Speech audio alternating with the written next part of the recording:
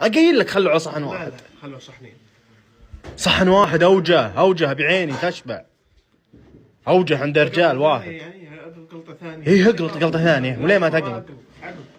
ليه؟ باكل مع الناس كل ياكل اول من ياكل بعدين قلطه ثانيه بطلوها.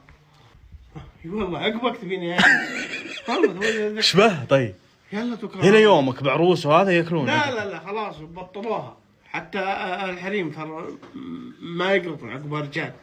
عقب يديهم شهبان.